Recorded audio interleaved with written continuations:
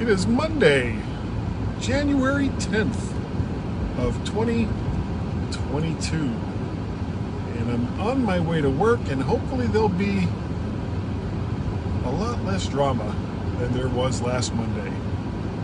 Today on Guy's Daily Drive. Bam!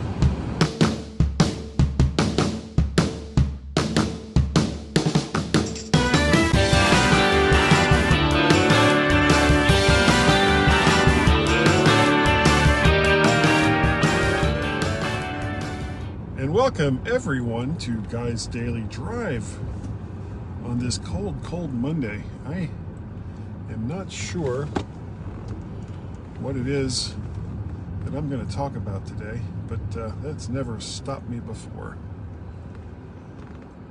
So last week was a big bag of hurt, and I did get out the Guy's Daily Drive from that Monday, but I added on at the end of it some stuff that I recorded on Thursday, I think. But I ended up not going into work on Friday because there was even more snow. And of course that means that today at work is going to be suckalicious because there'll be all the extra stuff added on from me not being there on Friday. That's okay.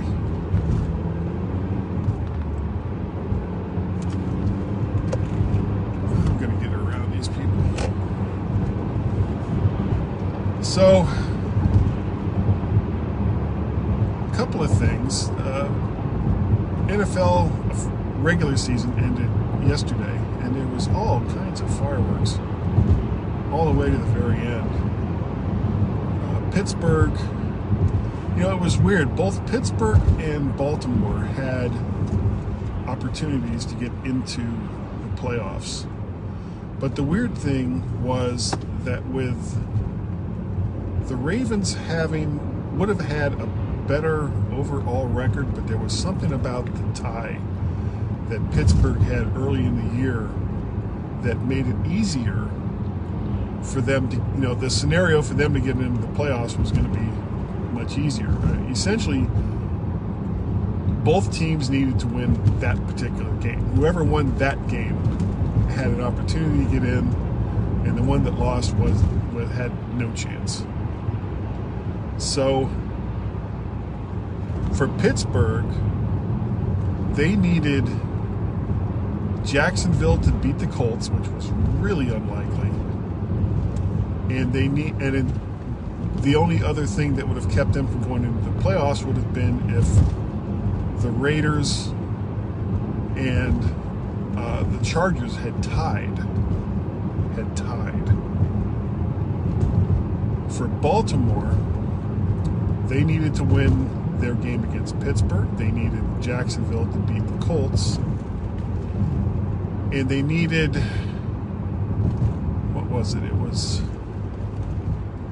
Miami to beat New England. There was like some other game that had to happen in the way that they needed it in order for them to get into the playoffs. And, of course, Pittsburgh won the game. And that was Ben Roethlisberger's last regular season game, probably. We'll see if he gets the Brett Favre disease and wants to play again next year. Then Jacksonville beat the Colts, which knocked the Colts out of the playoff. I mean, the Colts had everything to play for, and they lost the game to Jacksonville, which has had just a horrendous season. And they somehow managed to beat the Colts, which to me says the Colts weren't as good of a team as their record showed. Because Jacksonville is not that good. So then it came down to Las Vegas Raiders and the Los Angeles Chargers. That game. And the only scenario in which Pittsburgh didn't get in would be if they tied, because both San Diego, both the Chargers and the Raiders were in wild card spots in the playoffs. So for whatever reason, whichever one of those teams lost wasn't going to be in, and Pittsburgh would be in instead. So, unless they tied, in which case they would both be in. So that game went on. Lost it. The Chargers managed to tie it up at the end of the game. They went into overtime. Las Vegas scored a field goal, and the Chargers needed to also get a field goal or score a touchdown, because if they didn't, then the Raiders would win according to the overtime rules. So they go through the overtime period. Las Vegas scores. Los Angeles gets the ball back, and they don't score. No, I'm sorry. I'm going to take that back. I'm screwing this up. Sorry. Hey, Martin. Las Vegas gets the ball, doesn't score. Los Angeles gets the ball, doesn't score. Overtime period is marching on. They're both still tied. And then the Raiders score a field goal, 3 points. So with their next possession, you know what? If I had a brain, I would not be speaking, because that's not what happened at all. Time was running out in the overtime period. Nobody had scored. And with just a little bit of time left, Las Vegas had a third down. And for whatever reason,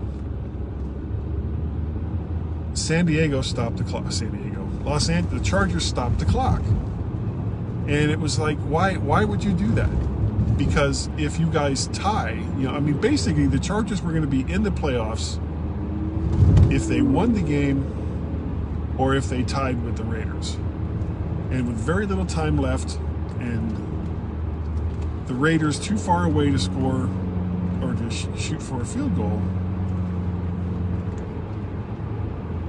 say stop the clock. It was like, just let it run, let the time run out, and then you're in the playoffs. But they didn't do that. So Las Vegas, the Raiders get the first down, and then they kick the field goal, and that was basically the game right there. So the Chargers are out.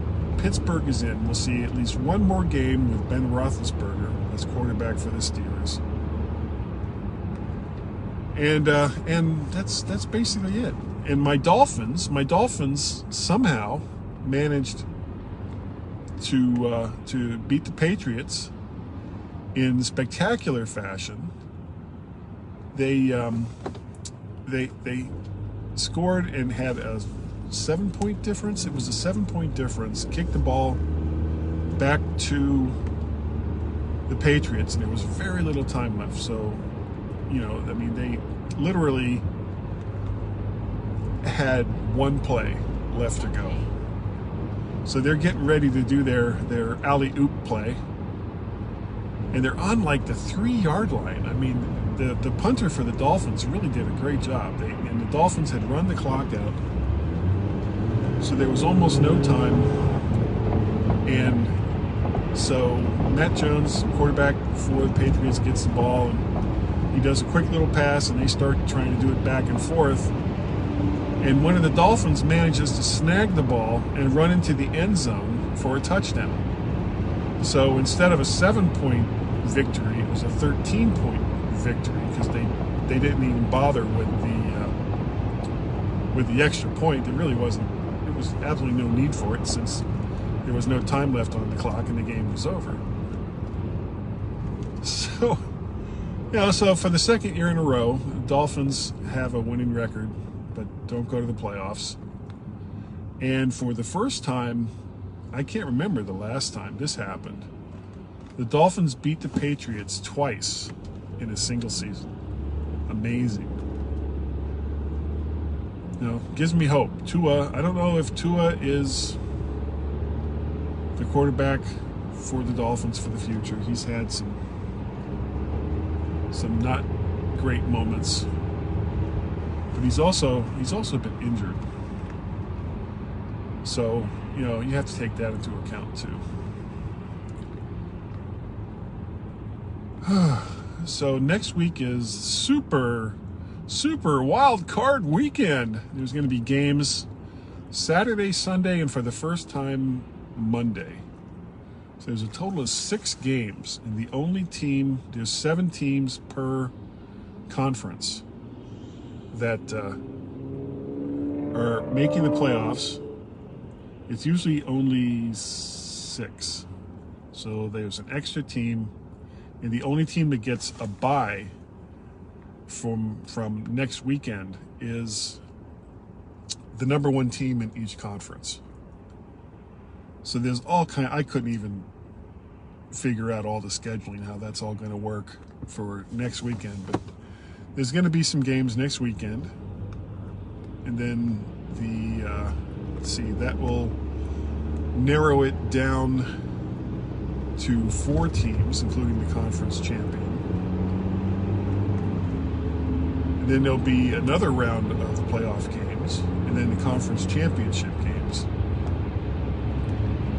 So the NFL is kind of is wrapped up its regular season. It's getting into the playoffs now, and there'll be 1, 2, 3 weeks of playoffs, and then the Super Bowl. So there's 4 more weeks of NFL games to come. And then after that, football season is over, except the USFL is supposed to start playing next year. And their teams are all set. And they're all former USFL teams from the 80s. Donald Trump is not involved. Thank you. He was one of the big reasons why it folded all those years ago. But anyway, you know, and again, I'm holding my breath to see what it is that the USFL does, if they do anything different from what they did before. Because here's the thing, you can't start up a new league and then go into NFL stadiums and expect to fill those stadiums. You can't do it. And showing a game with hardly anybody in the stands, even if you get 10, 15,000 people, which isn't likely,